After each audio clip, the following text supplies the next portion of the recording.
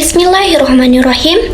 Assalamualaikum warahmatullahi wabarakatuh. Selawat dan salam penghormatan kami kepada Ibu Marlia Sastro SHM Hum selaku dosen pada mata kuliah Hukum Perikatan 4B dan teman-teman semua yang kami banggakan Universitas Malikul Saleh. Pada kesempatan yang berbahagia ini, izinkanlah kami dari kelompok 7 yang beranggotakan saya sendiri, Helpina, Agil Dwimi Priyanto, Jawil Khaira, dan Dahlia Sasmita yang akan mempresentasikan aspek hukum, perjanjian kredit, dan jaminan. Pada bagian pertama, kita akan melihat pengertian kredit. Yang kita ketahui, istilah kredit berasal dari bahasa Romawi, yaitu credere, yang berarti kepercayaan. Dasar kredit, yaitu kepercayaan atau yang berarti telah mendapatkan kepercayaan sebelumnya. Pada pasal 1 angka 11 Undang-Undang Nomor 10 Tahun 1998 tentang perbankan, kredit adalah penyediaan uang atau tagihan yang dapat dipersamakan dengan itu berdasarkan persetujuan atau kesepakatan pinjam-meminjam antar bank dengan pihak lain yang mewajibkan pihak meminjam untuk melunasi hutangnya setelah jangka waktu tertentu dengan pemberian bunga. Dan untuk landasan hukum, dapat kita lihat bahwa kredit berdasarkan pada kesepakatan pinjam-meminjam antar pihak bank dengan pihak lain. Jadi, tunduk pada ketentuan pasal 1754 KUH Perdata tentang pinjam-meminjam. Untuk perjanjian pinjam-meminjam, maka pinjam penerima pinjaman wajib mengembalikan barang yang dipinjam dalam jumlah yang sama dan dari jenis dan mutu yang sama pada waktu tertentu kepada pihak pemberi peminjam. Demikianlah terkait dengan landasan. Selanjutnya akan dilanjutkan oleh Khaira. Dan untuk penjelasan selanjutnya, menurut Simorangkir, kredit sebagai pemberian prestasi, misalnya uang atau barang, dengan balas prestasi atau kontraprestasi yang akan terjadi pada waktu yang akan datang. Unsur-unsur kredit meliputi kepercayaan, waktu, prestasi dan kontraprestasi, risiko.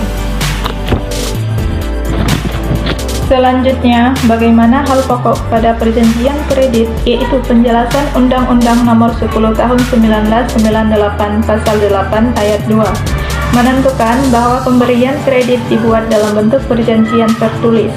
Kewajiban bank untuk memberikan informasi yang jelas mengenai prosedur dan persyaratan kredit. Dalam praktek, perjanjian kredit dibuat secara baku. Sebelum kita mengulas apa itu perjanjian baku, maka kita akan melihat dulu sifat daripada perjanjian kredit. Sifat perjanjian kredit merupakan perjanjian umum atau tidak bernama yang tunduk pada ketentuan terkait perjanjian. Perjanjian kredit sebagai perjanjian konsensual. Dan ada prinsip-prinsip pokok yang perlu diperhatikan dalam hal pemberian kredit, yaitu kepercayaan, kehati-hatian, karakter, kapital, capacity, condition of economic, collateral, party, purpose, payment, profitability, protection, return, repayment, risk-bearing ability. Materi selanjutnya akan dibacakan oleh saudara kami, yaitu Dahlia. Dan bagaimana dengan keterkaitan perjanjian baku? Perjanjian baku merupakan perjanjian yang materinya dibentuk lebih dulu secara sepihak oleh kreditur dengan syarat-syarat yang dibakukan dan ditawarkan untuk digunakan. Adapun karakteristik dari perjanjian baku ialah ditentukan sepihak, berbentuk formulir, mengandung syarat eksonerasi, yaitu syarat dari kreditur untuk mengelakkan dirinya dari tanggung jawab yang seharusnya menjadi kewajibannya. Dicetak dengan huruf kecil, memiliki sifat take it or leave it kontrak kepada konsumen. Selanjutnya akan dibahas oleh Agil. Pengertian jaminan, pengertian pokok. Jaminan berasal dari kata jamin, yang berarti tanggung. Jaminan dapat berarti sebagai tanggungan. Pasal 1131 KUH Perdata menentukan bahwa jaminan adalah segala kebendaan milik seberutang, baik yang bergerak maupun yang tidak bergerak, baik yang sudah ada maupun yang baru akan ada di kemudian hari, menjadi tanggungan untuk segala perikatan perseorangan. Dalam dunia perbankan dikenal istilah agunan. Pengertian para ahli. Rachman Usman, jaminan atau Zakirhead Kauki merupakan kemampuan debitur untuk memenuhi atau melunasi perutangannya kepada kreditur yang dilakukan dengan cara menahan benda tertentu yang bernilai ekonomis sebagai tanggungan atas pinjaman atau utang yang diterima debitur terhadap krediturnya. Embahsan menyatakan bahwa jaminan adalah segala sesuatu yang diterima oleh kreditur dan diserahkan debitur untuk menjamin suatu utang piutang dalam masyarakat. Pengaturan pada Undang-Undang Perbankan. Pasal 1 angka 23 Undang-Undang Perbankan mengatur bahwa jaminan tambahan diserahkan nasabah atau debitur kepada bank dalam rangka mendapatkan fasilitas kredit atau pembiayaan berdasarkan prinsip syariah. Agunan merupakan jaminan tambahan atau aksesor oleh debitur kepada bank untuk mendapatkan pinjaman dana dari bank. Jenis-jenis jaminan. Jenis jaminan dapat dinilai berdasarkan: pertama, cara terjadinya, yakni jaminan yang lahir karena ditentukan oleh undang-undang dan karena perjanjian. Kedua, golongannya, yakni jaminan umum atau lahir dari undang-undang, misalnya pasal 1131 KUH Perdata, dan jaminan khusus atau lahir dari perjanjian khusus oleh kreditur dan debitur yang termasuk pada jaminan kebendaan dan jaminan perorangan 1132 KUH Perdata.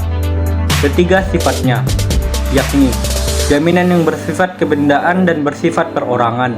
Jaminan kebendaan meliputi gadai bab 2011 KUH Perdata, hipotek bab 21 buku 2 KUH Perdata, hak tanggungan atau Undang-Undang Nomor 4 Tahun 1996, fidusia atau Undang-Undang 42 Tahun 1999. Dan yang terakhir, menurut objeknya, yakni jaminan yang atas objek benda bergerak dan jaminan atas benda tidak bergerak. Diberikannya jaminan berguna dalam melindungi kepentingan kreditur, yakni menjamin dana milik kreditur yang diberikan pada debitur dalam suatu perikatan perjanjian akan dikembalikan. Adanya jaminan menghadirkan kepastian hukum bagi kreditur, di mana debitur akan mengembalikan dana yang telah diterimanya yang disertai pengikatan jaminan. Sekian dari presentasi kami, semoga bermanfaat bagi teman-teman sekalian dan kami ucapkan terima kasih atas keperhatian. Mohon maaf bila ada kekurangan. Wabillahi taufik wal hidayah. Wassalamualaikum warahmatullahi wabarakatuh.